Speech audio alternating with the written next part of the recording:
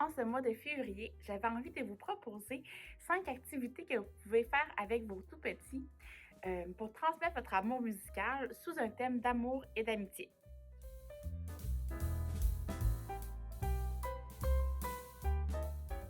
La première activité est toute simple. Tout simplement chanter pour votre tout-petit ou avec votre tout-petit, selon son âge. Donc, les chants, on le sait, c'est vraiment quelque chose qui est très important. Dès les premiers mois, en fait, même avant la naissance, vous pouvez déjà commencer à chanter à votre bébé dans votre ventre. Et dès sa naissance, vous pouvez continuer en lui chantant des berceuses. Il existe toutes sortes de chansons qui peut parler d'amour ou d'amitié. D'ailleurs, je vais vous proposer dans mon blog un document pour vous suggérer quelques comptines ou chansons que vous pouvez faire avec eux. Cela dit, vous pouvez chanter, comme je l'ai dit, avec eux aussi. Donc, vous allez voir les plus petits qui commencent à dire quelques mots, vont vouloir parfois imiter aussi les gestes des chansons avant même de parler ou de dire quelques mots du refrain, par exemple. Alors, n'hésitez pas à rajouter des gestes pour que ce soit encore plus significatif pour eux.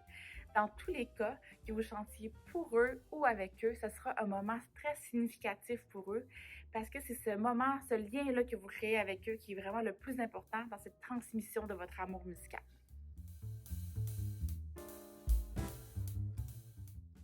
La deuxième activité, ce serait tout simplement de choisir une musique vivante et rythmée et de danser avec vos enfants. Alors, vous mettez une chanson que vous aimez ou que eux apprécient particulièrement et vous vous mettez à bouger dans votre salon, dans votre cuisine, peu importe.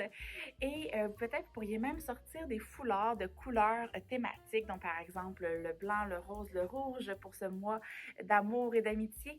Et vous pourriez vous amuser à faire bouger vos foulards, à les faire virevolter partout dans les airs.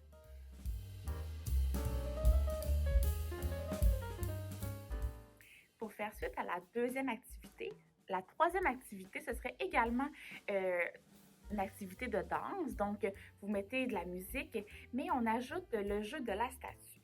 Donc, vous arrêtez la musique à quelques moments durant la chanson. Ça peut sembler être une activité très simple, en tout cas surtout pour nous, les adultes, mais pour les enfants, ça développe toutes sortes de capacités, notamment les fonctions exécutives, plus précisément là, les fonctions d'inhibition, donc ils vont avoir besoin en grandissant. Donc, ça peut être même un défi pour certains enfants de devoir s'arrêter et d'écouter le silence, finalement, qu'on va créer ici en arrêtant la musique. Donc, vous pouvez faire cette activité-là encore avec vos foulards si vous voulez. Même les enfants un petit peu plus vieux vont y trouver leur compte. Vous pourriez peut-être même ajouter des grelots et leur demander de ne pas du tout faire résonner l'instrument quand le silence arrive, quand la musique arrête.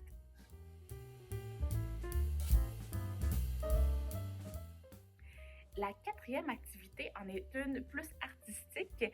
Donc, vous pourriez fabriquer un instrument de musique avec vos enfants. Donc, profitez des journées un peu plus froides, peut-être pour sortir en fait toutes sortes de contenants de votre bac de recyclage et fabriquer par exemple un tambour ou alors une petite maracas ou peut-être même un bâton de pluie.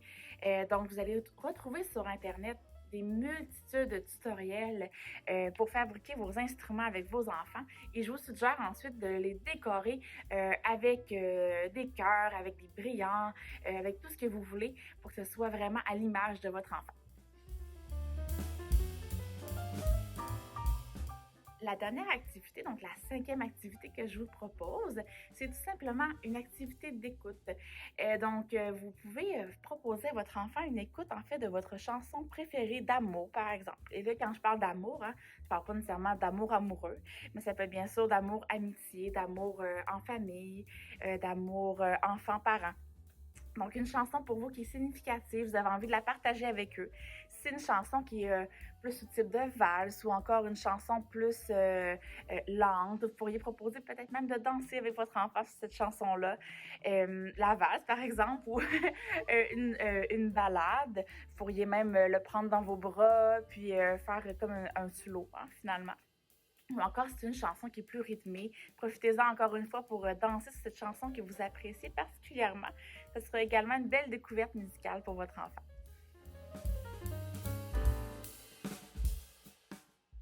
Voilà, alors j'espère que ça vous aura donné quelques idées pour ajouter des activités musicales à votre mois de février. Donc, oubliez jamais d'y aller en toute simplicité, tout simplement dans votre quotidien avec vos enfants.